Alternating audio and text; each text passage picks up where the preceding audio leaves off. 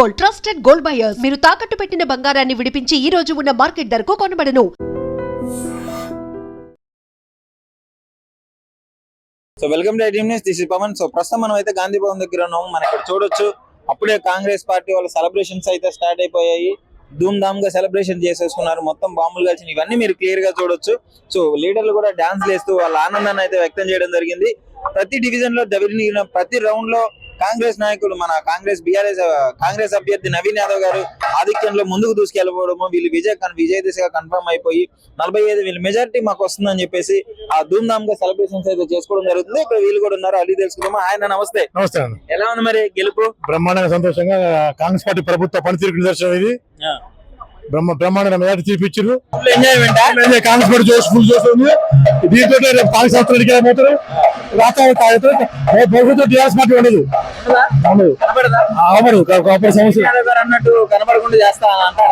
నవీన్ యాదవ్ గారి మీద BC media పిచ్చి మాట్లాడి కేటీఆర్ చాలా అహంకారం తగ్గించుకోవాలి. సొమ్ము అహంకారం బాగుంది, అని తగ్గించుకోవాలి. గ్రౌండ్ లోకి వెళ్ళి వాట్ ఇస్ ద రియలైజేషన్ చూసుకోవాలి. ఒకరు బయటకు వెళ్ళి నన్ను చూసేటండి ఆక రౌడీ ఆ సత్త రౌడీ ఇవన్నీ మీ మాటలు పనికి రావు. నీకు 0 ఎంపీలు ఇచ్చారు తెలంగాణలో, నీ పార్టీ లేదు. సోనియా గాంధీ తెలంగాణ ఇస్తే నువ్వు బతికినావు. నీ పార్టీ లేదు, నీ జెండా లేదు తెలంగాణలో. నీ పార్టీ నీకు చంద్రబాబు పదవి ఇవ్వకుండా ఉండిపోతాను. నేను కాంగ్రెస్ పార్టీ నీకు సోనియా గాంధీ 2 సెంట్రల్ మినిస్టర్లు 6 స్టేట్ మినిస్టర్ వచ్చి తెలంగాణ ఇచ్చింది. నీకు విశ్వాసమైన నాయకుడి, అందుకే ఇంట్లో బయటకు వెళ్ళి మొహం లేక ఇట్లా పని వేయాల. ఎలా అనిపిస్తుంది? గెలుపు కన్ఫర్మ్ అయిపోయింది, గెలుపు దిశగా అయితే వెళ్ళిపోవడం జరుగుతుంది. మరి ఎలా అనిపిస్తుంది ఇప్పుడు మీకు ప్రజెంట్ సిచ్యువేషన్? రేవంత్ రెడ్డి గారి నాయకత్వంలో ప్రజాపాలనలో ప్రజలు మరొకసారి పట్టం కట్టారు. జూబ్లీహిల్స్ నియోజకవర్గ ఉప ఎన్నికల్లో మరి ఇది రెఫరెండం అని చెప్పినటువంటి కేసీఆర్ అలా వాళ్ళ యొక్క ఓటమిని మరి వాళ్ళు చాలా పెట్టకపోయి రౌడీజం అని, అరాచకం అని రకరకాల మాటలు మాట్లాడేటువంటి కేటీఆర్ ఈ రిజల్ట్స్ నైనా నువ్వు బుద్ధి తెచ్చుకోవాలని చెప్పి ప్రజలు మరొకసారి సమాధానం ఎలా ఇవ్వబోతున్నారు ఆన్సర్? మరి ఇప్పుడు డబ్బులు ఇచ్చి ఓట్లు వేపించారు, బలవంతంగా ఓట్లు వేపించారు, దొంగ రసూలు చేస్తారు గెలిస్తే, వీటన్నిటికీ ఆన్సర్ ఏమి ఇవ్వబోతున్నారు? ఇవాళ ఈసీ అనేది చాలా పకడ్బందీగా పటిష్టంగా జరిపినటువంటి ఎన్నికలు. ఈసీ అనేది కేంద్ర ప్రభుత్వ ఆధీనంలో నడుస్తున్నటువంటి ఈసీ మరి రాష్ట్రంలో ఉన్నటువంటి కాంగ్రెస్ పార్టీకి అనుకూలంగా ఎందుకు ఉంటుందండి? ఎక్కడైనా సరే ఈవీఎంలు వచ్చిన తర్వాత రిగ్గింగ్కి అవకాశం లేదు. రౌడీజం చేసి డబ్బులు పంచితే ఓట్లేయించుకునేటువంటి రోజులు ఎన్నడో పోయినాయి.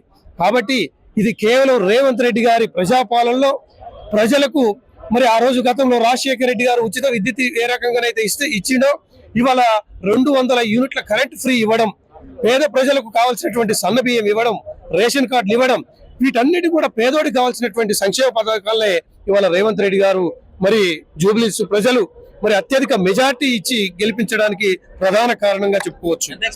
మెజారిటీ ప్రస్తుతం అయితే గెలుపు దిశగా వెళ్ళిపోతున్నారు. ఎంత మెజారిటీ రావచ్చు అనుకుంటున్నారు? తప్పకుండా 30,000 పైచిలకైతే మరి నవీన్ యాదవ్ గారికి వస్తుంది. బ్రహ్మాండమైన మెజార్టీ ఇవ్వబోతా ఉన్నారు. ఏది ఏమైనా రేవంత్ రెడ్డి గారి యొక్క ప్రభుత్వం పైన, కాంగ్రెస్ పార్టీ ప్రభుత్వం పైన ప్రజలు ఎంతో విశ్వాసంతో ఉన్నారు.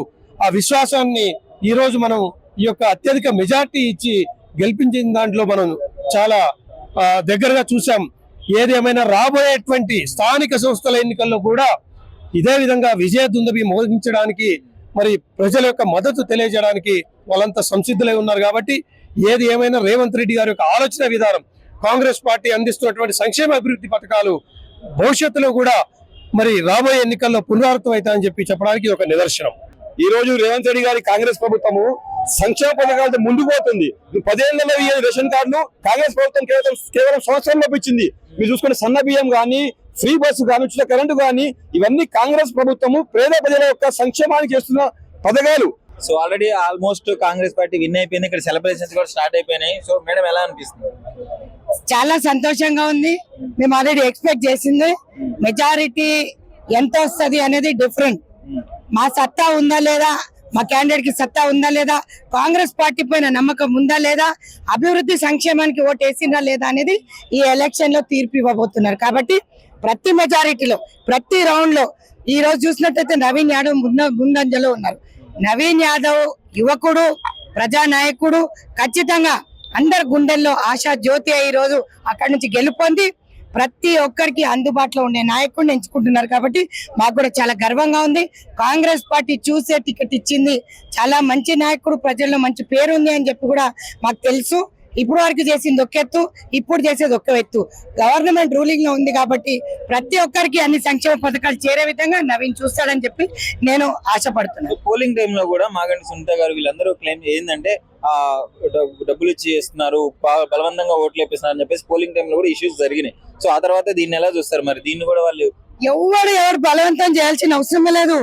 ప్రజలు అల్టిమేట్ నిర్ణేతలు కాబట్టి మీకు అందుకే అందరికీ చెప్తున్నా, ఎవరో పట్టి వేస్తే ఒక్కటే ఇచ్చొచ్చు, రెండే ఇచ్చొచ్చు. సరే ఆమెదే కరెక్ట్ అనుకుందాం, 1, 2 అనుకుందాం, 100 అనుకుందాం. వేల కొద్ది మెజారిటీ అయితే రాదు కదా. ఈరోజు సునీతమ్మ మీరు ఎంత యాక్షన్ చేసినా కూడా అక్కడ నిజంగా కూడా సానుభూతి ఉంటే మీరు మమ్మల్ని రౌడీలు అనేదే కాదు. ఎవరు రౌడీ? ఈ తీర్పు మీరు రౌడీలా, మేం రౌడీలా తేల్చుకుందాం, కాంగ్రెస్ సత్తా చూపించుకుందాం. ఒకటి మాట, వాళ్ళు గెలిస్తే బుల్డోజర్లు వస్తాయి, ఇళ్ల మీదకి వచ్చి కూల్పేసుకొని పోతాయి, దందాలు వసూలు చేస్తారని చెప్పేసి మాట కూడా అన్నారు. మరి ఏంటి దానికి ఏం చెప్తారు మీరు? అభివృద్ధి ఎట్లా చేయలేదు? 10 ఏళ్ళు గాడిదలు కాచినా అడుగుతున్నా. 10 ఏళ్ళు అక్కడ ఉన్నారు, మీరు ఏ రోజు అభివృద్ధి పట్టం కట్టలేదు. ఈరోజు రోడ్లు గాని, డ్రైనేజీలు గాని, రేషన్ కార్డులు ఇవ్వని పాపాన మీరు పోయినారు. 10 ఏళ్ళు ఉండే మీరు ఏం చేసినారు? ఈ రోజు మేము అన్ని ఇస్తూ మాట్లాడుతున్నాం, ఇవ్వకపోతే మాట్లాడాలి. ఈ రోజు బస్ ఫ్రీ తిరగట్లేదా? 200 యూనిట్లు రావట్లేదా? సన్న బియ్యం తినట్లేదా అని అడుగుతున్నా. సో ప్రజలు తినే వాళ్ళే తీర్పులు ఇస్తారని చెప్పి నేను కోరుకుంటున్నాను. ఇది ప్రస్తుతం పరిస్థితి. గాంధీ భవన్ దగ్గర అయితే అల్లాకొలం మొత్తం సెలబ్రేషన్స్ అయితే బీభత్సంగా చేయడం జరుగుతుంది. సో బాంబులు పేల్చి ఇప్పుడే సెలబ్రేషన్ స్టార్ట్ అయిపోయాయి. వీళ్ళు గెలుపు నిర్ణయం మాకు 45,000 మెజారిటీ పక్కా వస్తుందని చెప్పేసి ఇక్కడ కాంగ్రెస్ నేతలందరూ సెలబ్రేషన్ చేస్తున్నారు. ఇక్కడ మీరు క్లియర్ గా చూడొచ్చు విజువల్స్. ప్రతి ఒక్క లీడర్ సంతోషంగా డాన్సులు చేస్తూ మొత్తం గెలుపుని అయితే ఎంజాయ్ చేస్తున్నారు ప్రతి ఒక్కళ్ళు. సో చూడాలి మరి ఎలా ఉండబోతుందో. నిజంగా ప్రస్తుతం ఉన్నటువంటి సమాజం దేనికి ప్రయారిటీ ఇస్తుంది? ఆర్థిక సంబంధాల చుట్టూ మాత్రమే తిరుగుతుంది. మళ్ళీ ఎన్నికలంగానే చాలా విరక్తి కలుగుతాను. మంచి అనిపిస్తుంది కదా, లేడీస్ కూడా ఛాలెంజింగ్ జాబ్స్ చేసినప్పుడు చాలా బాగుంటది. ట్రాఫిక్ అసిస్టెంట్స్ గా నియమించిన ట్రాన్స్జెండర్స్ అందరితో సాల్యూట్ చేయించుకుంటున్నారు. ఫుడ్ డెలివరీ ఇవ్వటానికి వెళ్ళినటువంటి డెలివరీ బాయ్ అనిల్ పై కళ్ళ ముందు